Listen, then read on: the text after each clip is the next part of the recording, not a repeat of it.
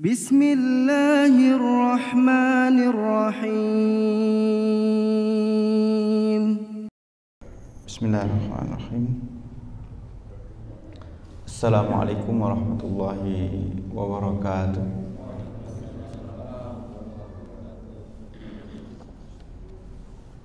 Alhamdulillahi rabbil alamin, wal aqibatu lil muttaqin, wala udwana illa 'alal zalimin. Wa asyhadu an la ilaha illallah wahdahu la syarika lah, ilahu al-awwalina wal akhirin. Wa asyhadu anna Muhammadan abduhu wa rasuluh wa safiyuhu ala khalqihi wa khaliluh. Allahumma salli wa sallim wa barik ala nabiyyina Muhammad. Jamaah yang dimuliakan Allah Subhanahu wa taala, insyaallah kita lanjutkan ya, pembacaan kitab sirah kita, dan kita bersyukur pada Allah Subhanahu wa taala ya, hampir menyelesaikan mukaddimahnya, lebih kurang 75 halaman ya, 75 halaman, dan itu jamaah yang berbahagia, cukup besar ya nikmat dari Allah Subhanahu wa taala, mengingat kita negeri kita ini untuk membaca itu berada pada urutan yang kesekian ya. Karena ya belum tentu mungkin setahun kita menyelesaikan membaca satu buku. Dan alhamdulillah literatur yang kita baca dari bahasa Arab ini tradisi sejak puluhan tahun di negeri kita. Ada ustadz, ada kiai ya, yang kemudian menyampaikannya ya, pada jamaah, pada umat ya, terkait dengan masalah ini. Karena mungkin ya sebagian besar jamaah juga nggak bisa membacanya langsung ya dalam bahasa Arabnya. Pembahasan yang lalu terakhir tentang pernikahan ya. Nabi kita Muhammad SAW, kemudian kita juga sudah membahas tentang Ka'bah ya, dimana terakhir kita secara global menyebutkan tentang bahwa Ka'bah waktu itu dibangun karena kondisinya yang sudah memprihatinkan. Dindingnya yang retak terbuat dari kayu ya. Kemudian ada juga bagian-bagian yang memang dia dari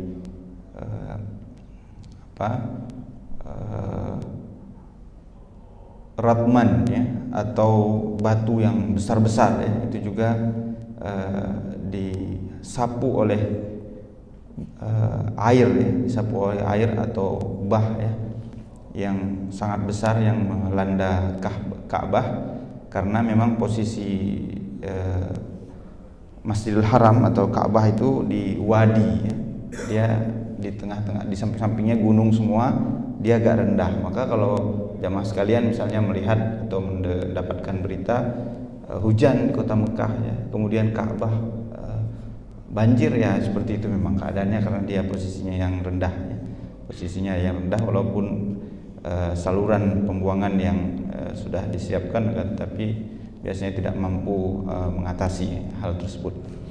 Maka kemudian orang-orang Quraisy membangun kembali Ka'bah. Mereka bersepakat alla yudkhilu fi bina'iha illa thayyiban. Jadi waktu membangunnya itu bersepakat mereka bahwa hanya yang halal saja, yang thayyib ya.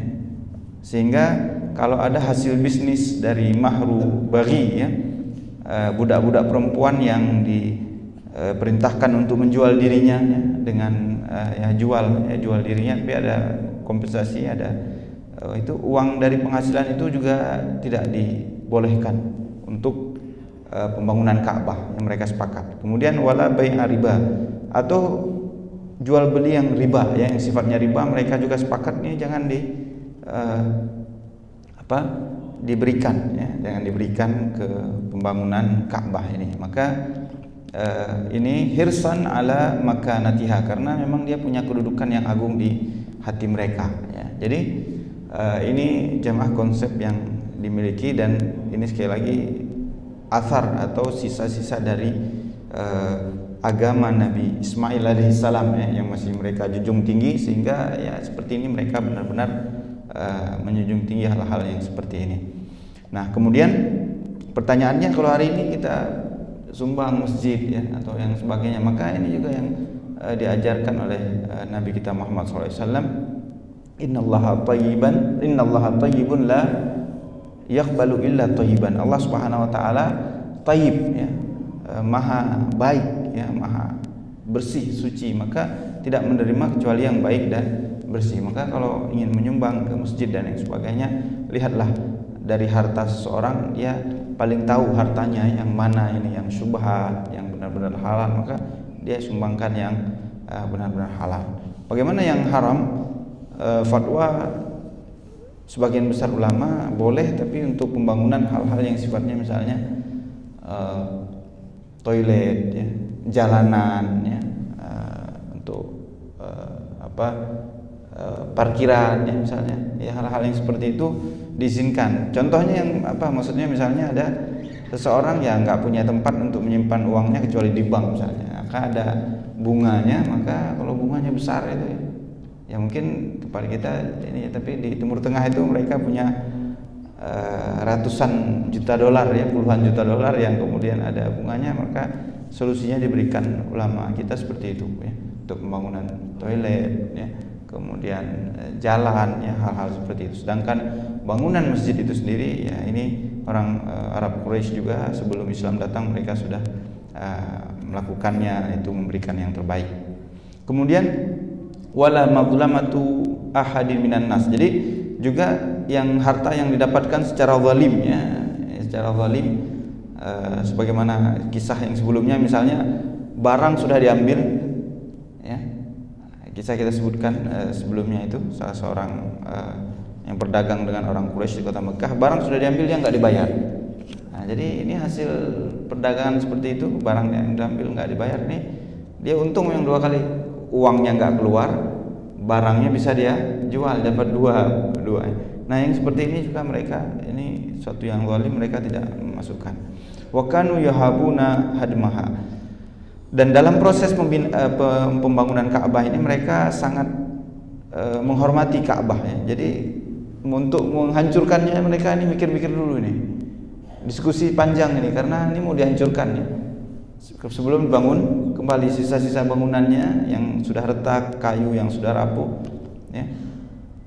Dan waktu itu juga disebutkan di sini, ketika awalnya sebelum pembangunan yang Quraisy pada masa Nabi SAW, umur Nabi kita 35 tahun itu tidak ada saqfun ya, nggak ada atapnya, dari atas dia bolong, sehingga di sini pencuri pun bisa masuk dari atas, pencuri kemudian mengambil barang-barang yang ada. Dulu mereka menyimpan barang-barang berharga ya di dalam Ka'bah ya.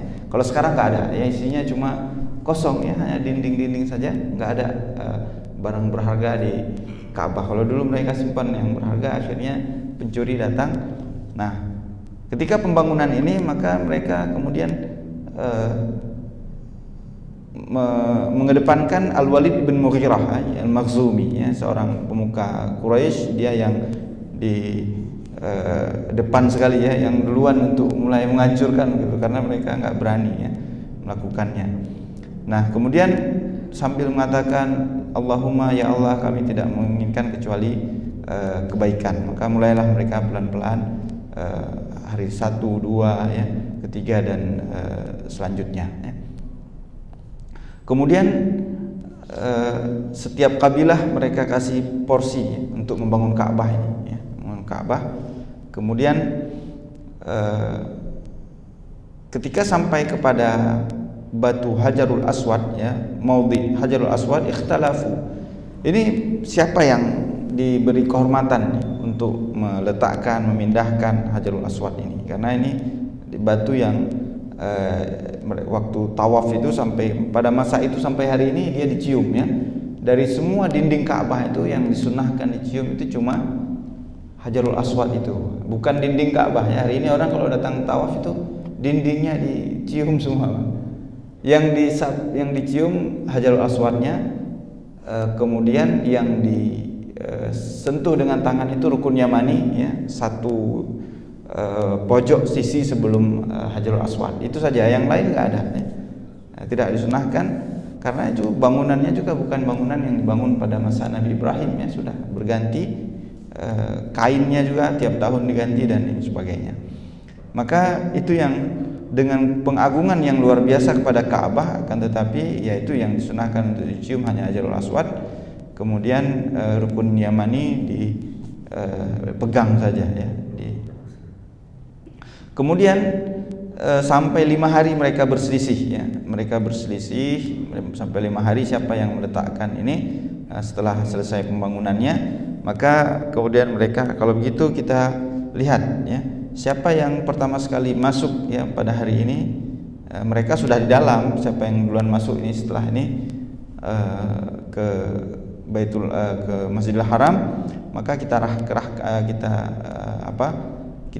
serahkan kepada dia. Maka waktu itu Allah berkehendak yakuna dzalika Rasulullah sallallahu alaihi wasallam yang masuk waktu itu ke dalam Masjidil Haram ya, lokasinya yang ada Ka'bah. Maka Nabi kita Muhammad sallallahu alaihi wasallam, maka mereka pun memanggil Nabi kita yang sebelumnya memang sudah mereka juluki dengan Al-Amin ya, radinahu ya, kita juga ridha kepada hadza Muhammad, ini Muhammad alaihi afdhalus salatu wassalam. Maka waktu itu Nabi SAW mengambil keputusan ini menunjukkan kecerdasan beliau SAW. Bukan beliau yang letakkan, kan sudah diserahkan sama beliau. Hajarul Aswad itu apa sekarang itu sudah hancur ya, dia nggak besar ya. Dia hanya batu-batu yang ukurannya sebesar jempol, ini ujung jempolnya sekitar 7 ya, sebesar ini. Jadi makanya ada yang besar itu batu besar karena dia harus ditempel di batu yang lain, karena dia bukan lagi batu yang ukurannya besar, karena memang nggak terlalu besar dia kan. Nah karena udah kecil-kecil ya, sebesar kerikil-kerikil, akhirnya ditempel batu yang besar, kemudian diikat dengan perak ya, tempel dimasukkan dalam batu-batu yang besar itu ya, batu yang besar itu. Jadi dia nggak besar, makanya sebenarnya dipegang pakai tangan begini juga bisa. Tapi Nabi kita Muhammad SAW menghormati tetua dan pemuka Quraisy, beliau yang pegang. Beliau ambil selembar kain, di sini disebutkan dengan 4 posisinya masing-masing. Kemudian batu itu diletakkan di tengah ya, mereka sama-sama mengangkatnya, memindahkannya di situ. Kemudian Nabi kita meletakkannya di dinding Ka'bah. Kenapa batu itu bisa hancur? Di antara kisahnya disebutkan Ibnu Hajar rahimahullah taala, pernah suatu ketika ada sekelompok orang, segolongan orang ya. Hari ini batunya kan kecil-kecil ya. Sekarang kalau dilihat itu banyak foto-fotonya. Mereka mencuri ya, batu ini dicuri ya, batu ini dicuri. Makanya batu Hajarul Aswad itu pernah nggak ada pada posisinya. Ulama yang hidup pada masa itu, pada zaman itu berfatwa kalau dia nggak ada pada posisinya, tetap kita nggak perlu jadi bukan dindingnya kemudian dicium. Fatwa ulama waktu itu ya. Ada kelompok yang disebut Qaramitah, dia bagian sekte dari kaum Syiah.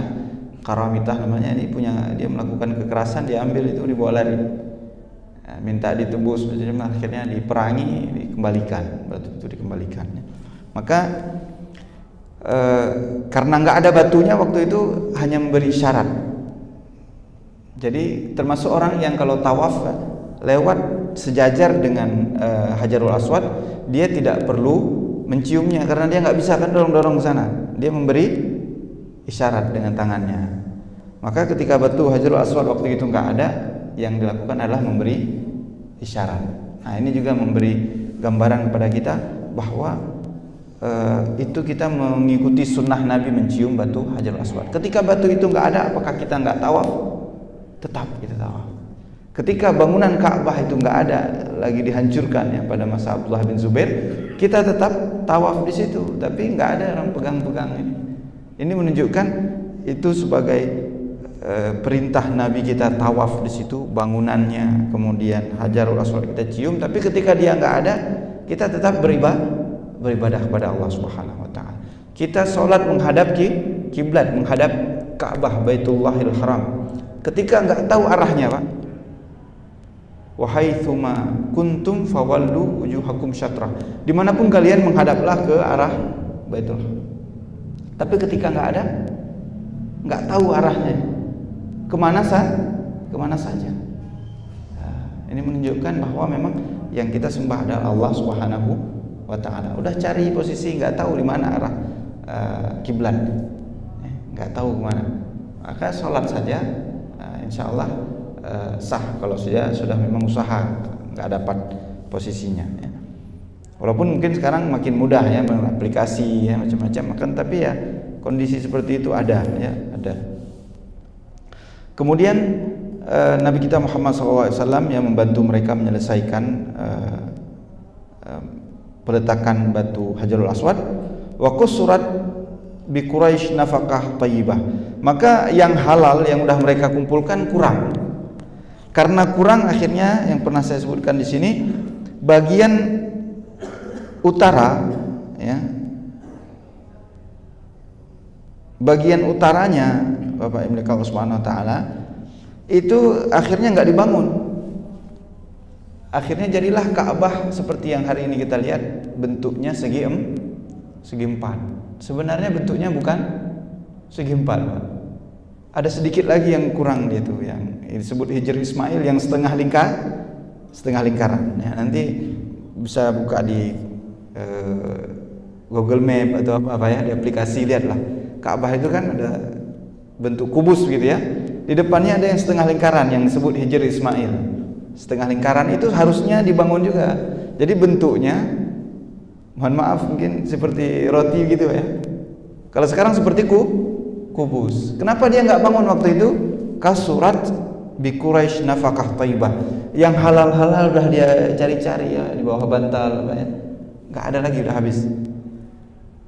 Karena dia cuma mau batasi tadi yang halal, yang nggak haram banyak gitu kan, tapi dia nggak mau. Akhirnya jadilah bentuk Ka'bah kubus seperti itu. Yang dibangun Nabi Ibrahim bukan begitu, mesti kurang sedikit lagi. Makanya di kitab Fathul Bari ya, dalam kitab manasik itu tentang manasik haji, Fathul Bari ini syarah Sahih Bukhari. Di situ ada gambarnya, Pak. Ya. Perawi kitab ini juga mungkin mengikuti apa yang diriwayatkan dari Ibnu Hajar. Jadi kubus misalnya begini, Pak ya. Ya, ini kan anggap saja ini agak kubus gitu ya. Berarti ada sedikit lagi ya, bagian shimal ya, bagian utaranya begini. Ini yang nggak dibangun kan? Misalnya begini nih Ka'bahnya, yang sebagian ini nih. Makanya kalau waktu sholat fardu ini dikosongkan. Nggak boleh sholat di dalam Ka'bah, sholat fardu. Fardu itu harus menghadap Ka'bah, nggak boleh di dalam Ka'bah, nggak sah. Imam Syafi'i fatwa seperti itu. Seandainya orang salat di atas atapnya, Pak, nggak sah juga, Pak. Imam Syafi'i fatwakan. Karena dia wahaitsuma kuntum fawallu wujuhakum syatrah, dimanapun posisi kalian, hadapkan wajah kalian ke arahnya, bukan berada di dalamnya. Makanya nanti kalau sholat sunat silakan ya, Nabi sholat sunat Fatu Mekah, menaklukkan kota Mekah, beliau sholat sunat ya, di dalam Ka'bah. Makanya sholat nggak apa-apa dalam Ka'bah. Jadi kadang ada ya video rekaman para pembesar ya, pemimpin-pemimpin negara itu kalau masuk Ka'bah mereka sholat dalamnya, tapi sholat sunat. Begitu sholat fardu mereka keluar semua ya, mereka keluar karena sholat fardu itu harus menghadap Ka'bah ya, nggak boleh berada di dalamnya atau di atasnya ya, di atasnya dan sebagainya. Secara fikih seperti itu ya. Maka arah utara tadi sekitar 6 hasta ya, yang hari ini disebut dengan Al-Hijr ya, Hijr Ismail itu yang Kalau kita lihat putih gitu Pak ya, karena marmernya warna putih Pak. Marmernya warna putih. Jadi kalau kita lihat dari Google Map itu atau di peta itu kelihatan putih. Padahal yang putih itu ininya, lantainya ya, marmernya dan pembatasnya. Pembatasnya cukup tinggi juga. Dibangun seperti tembok begitu Pak. Ya sedada lah gitu ya. Sekitar 1,5 meter ya. Itu kita bisa lihat ke dalamnya, tapi dia tinggi seperti itu. Nah, kemudian warafa'u babaha minal ard.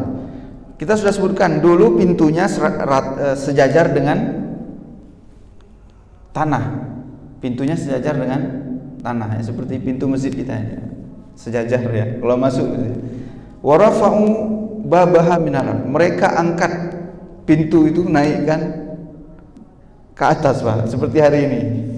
Hari ini pintu itu paling bawah, pintu itu kalau orang yang tinggi gitu cuma bisa pegang bawah ininya Pak ya.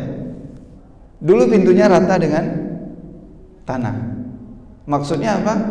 Orang bisa masuk, nanti pintu sebelahnya bisa keluar. Hari ini pintunya satu, kalau masuknya pun harus naik, disediakan tangga. Keluarnya harus dari pintu yang sah. Karena itu orang Quraisy waktu itu mau dia yang ngatur gitu. Karena kalau dibuat pintu seperti orang keluar masuk kan, ini dia yang mau monopoli ngatur itu. Nah, pernah pada masa Abdullah bin Zubair, kata Abdullah bin Zubair ini pernah dibaiat oleh banyak sahabat dan tabi'in itu menjadi khalifah di Hijaz ya, ketika dia berselisih dengan Bani Umayyah ya. Kemudian dikirimlah panglima perang yang terkenal sangat kejam, yaitu Hajjaj ya, Ibn Yusuf Ats-Tsaqafi.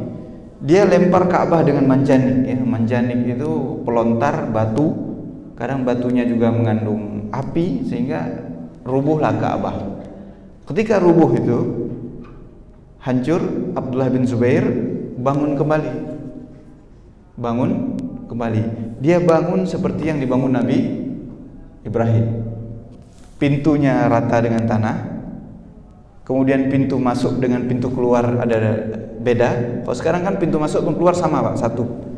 Kemudian ditambah Hijr Ismail, karena dia dapat hadis ini dari Aisyah, istri Nabi SAW. Karena Nabi mengatakan pada Aisyah, "Law anna qaumaki hadithu ahdin bil jahiliyah labanaitu al-Ka'bah ala qawaid Ibrahim." Seandainya orang-orang Quraisy ini bukan baru masuk Islam, bukan karena kan baru ditaklukkan Mekah, banyak yang ya takut ini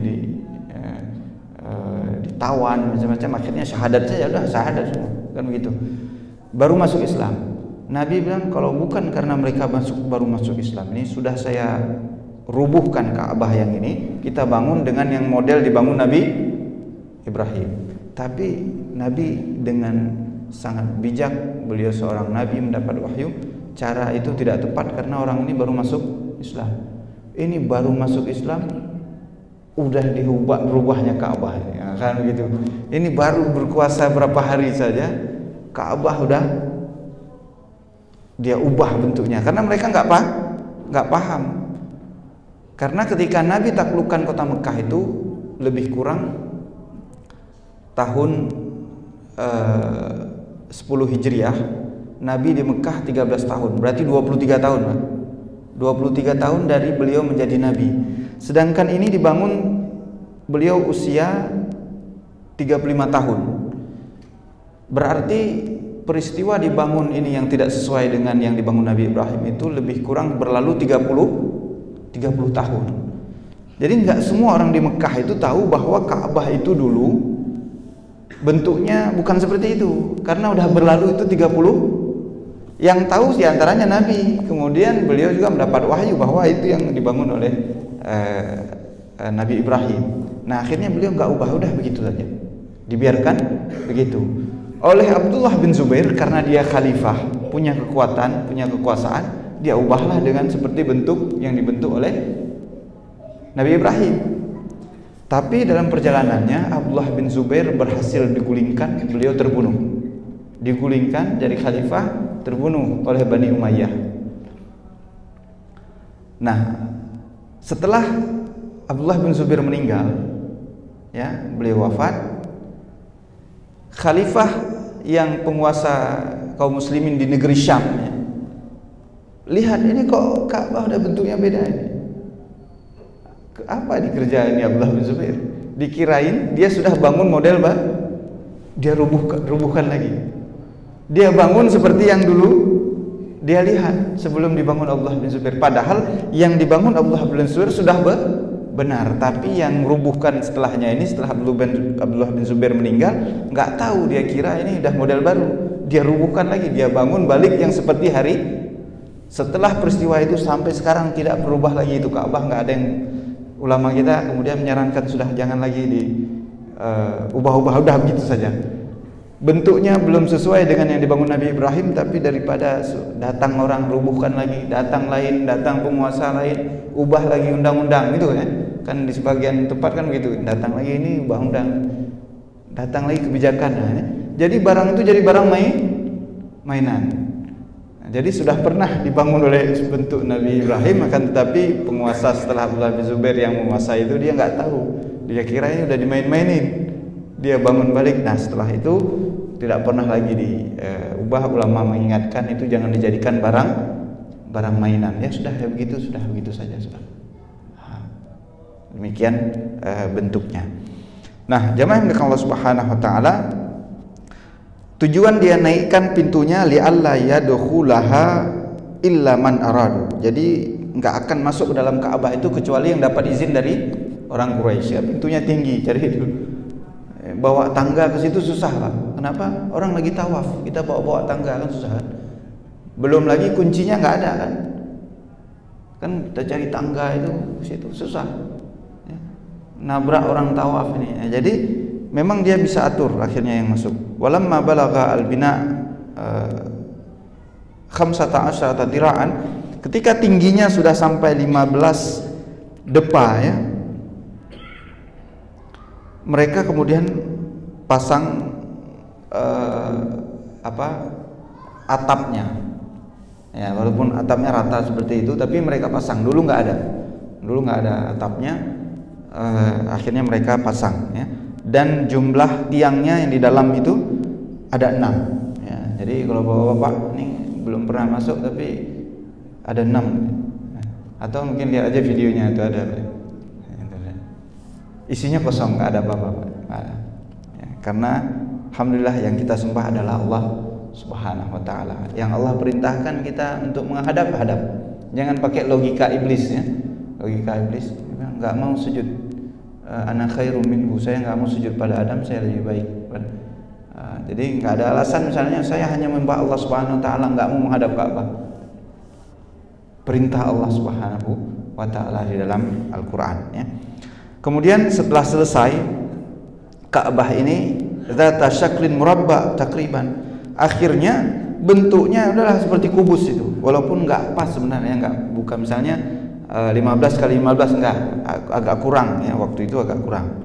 Jadi kata penulis kita ini, akhirnya begitulah bentuknya, murabba artinya segi 4, ya, kubus seperti itu. Tingginya 15 meter, ya, tingginya 15 meter. Kemudian sisi-sisinya itu, ya, di antara Hajarul Aswad itu 10 meter, ya. Dindingnya gitu kan. Ini sini lebar, ya. Lebar. Itu 10 meter antara pintu, ya, Ka'bah dengan dinding yang sebelahnya. Kemudian tinggi pintu, ya. Pintunya itu 1 meter, ya, hampir 2 meter di sini, ya, disebutkan. Kemudian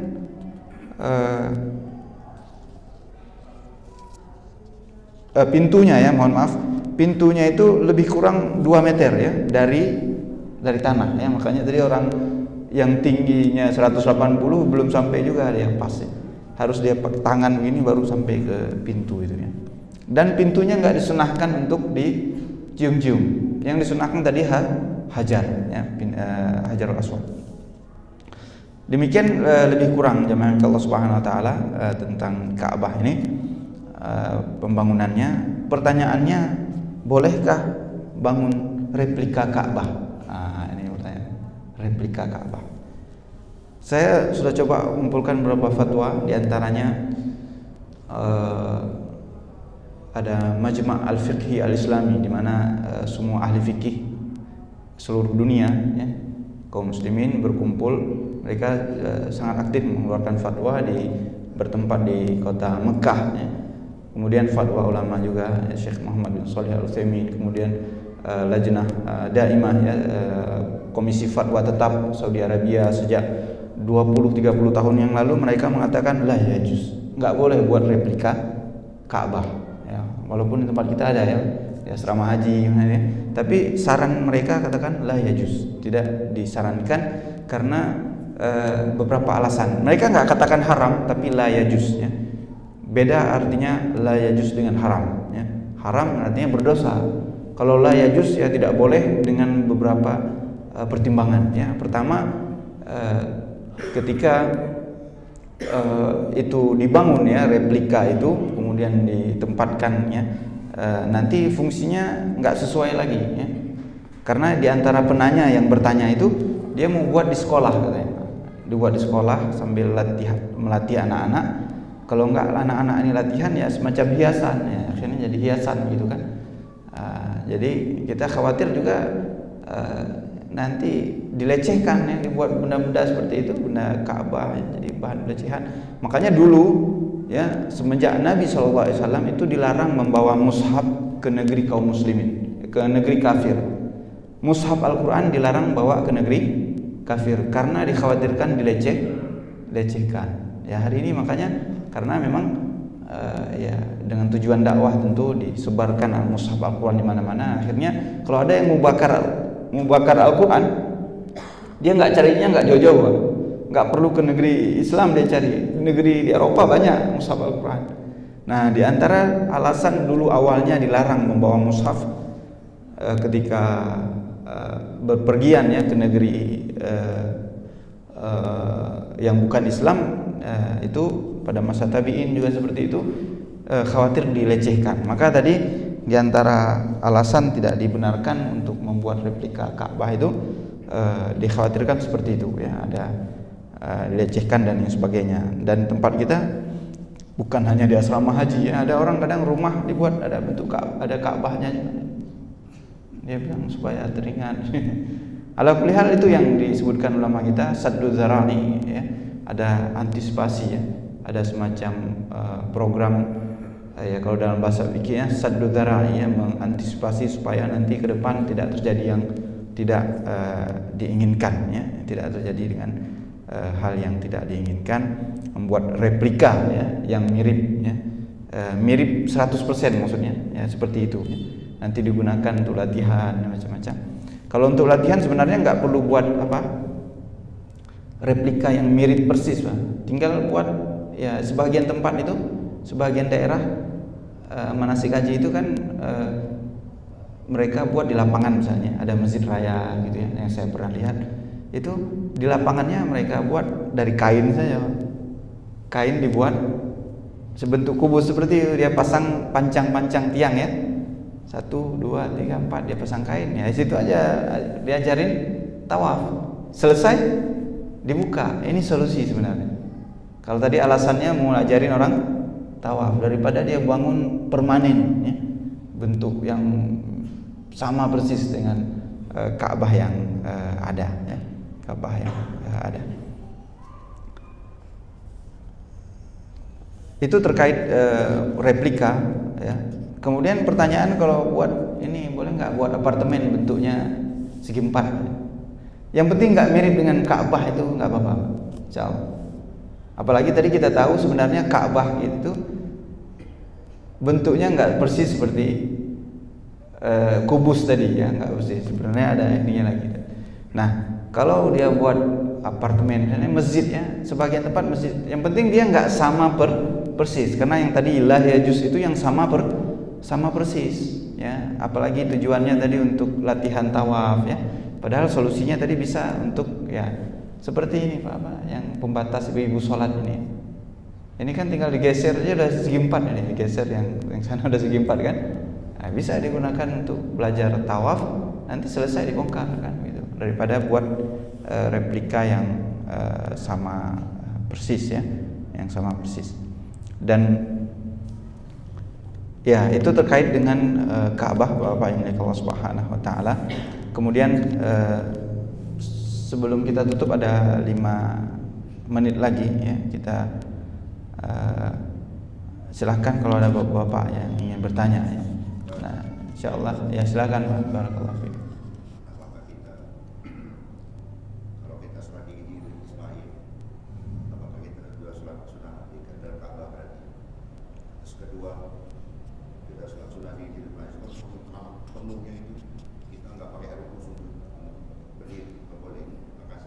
Ya. Syukran atas pertanyaannya. Pertama, kalau sholat di Hijr Ismail benar itu kita sholat dalam Ka'bah. Makanya itu solusinya kalau yang nggak bisa masuk kan. Nanti kalau bapak udah jadi presiden ini bisa nanti. Kan 2024 ini ada ya alhamdulillah di tempat kita ini bukan walaupun bapak ketawa tapi bukan hal yang mustahil Pak. Kalau kita hidup di negeri yang kerajaan baru kita bukan darah biru gitu kan. Tapi masih ada peluang Pak kalau jadi presiden. Ya enggak sekarang nanti 2045 pokoknya masih ada peluang untuk jadi presiden gitu ya. Atau jadi menteri, tapi jarang juga ya, biasanya presiden yang dibukakan. Berarti benar Pak ya, kalau Hijr Ismail itu sudah di dalam Ka'bah. Ya, sudah dapat keutamaan sebagaimana Nabi sholat sunnah di dalam Ka'bah. Kedua, sah nggak karena sempit ya, karena sempit dan yang sebagainya, maka ulama kita menyebutkan bahwa ketika tidak ada hajat yang begitu darurat, kemudian rukun sholat tidak terpenuhi, maka nggak sah. Harus terpenuhi rukunnya tadi kan, nggak bisa sujud ya, karena rukun sujud itu adalah sujudnya Pak. Rukun rukuknya itu adalah rukuknya. Ya, memang tadi sudah disebutkan ya, karena penuh dan yang sebagainya ya, maka nanti ya sebenarnya banyak orang yang sudah ke sana, jadi mungkin salah satu caranya ya mungkin agak malam misalnya, kalau memang sangat ingin sholat di situ kan, agak malam yang agak lowong dan yang sebagainya, itu salah satu solusi. Cuman kalau udah seperti itu tidak bisa ruku sujud, itu tidak memenuhi rukun sholat yang 13 tadi Pak. 13 tadi tidak memenuhi rukunnya, dan sebagaimana saya sebutkan tadi, rukun ruku itu ada rukuknya. Kalau tadi saya maksudnya begini ya, kalau kita takbiratul ihram kan begini kan, takbiratul ihram itu rukunnya itu ucapannya di dalam sholatnya, Allahu Akbar. Jadi ada orang misalnya takbiratul ihram dia cuma begini ya, nggak bilang Allahu Akbar, nggak sah. Ini sunnahnya. Ruku begitu juga, sami Allahu liman hamidah. Itu sunnah ketika bangkit dari ruku, tapi rukunya harus dikerjakan. Maka tadi kalau posisi seperti itu memang tidak terpenuhi rukunnya, Allahu a'lam, maka sebagaimana sudah sering diingatkan ulama kita, apalagi itu sunnah ya, sunnah, maka tidak sah sholatnya, dia harus sempurna ruku dan sujudnya ya. Biasanya mungkin gantian sama temannya, kalau ada teman di sampingnya, ini saya jagain ya, saya ruku ini, saya mau sholat dia. Biasanya seperti itu ya jemaah. Ada beberapa trik dan ini ya, terlepas dari tadi begitu padat atau yang misalnya. Demikian jemaah Allah Subhanahu wa taala. Masih ada 1 menit lagi kalau ada yang ingin bertanya, mudah-mudahan. Ya. Wassallallahu ala nabiyina Muhammad wa ala alihi wa sahbihi wa baraka wa sallam wa akhiru da'wana alhamdulillahi rabbil alamin. Assalamualaikum warahmatullahi wabarakatuh. فبأي آلاء ربكما تكذبان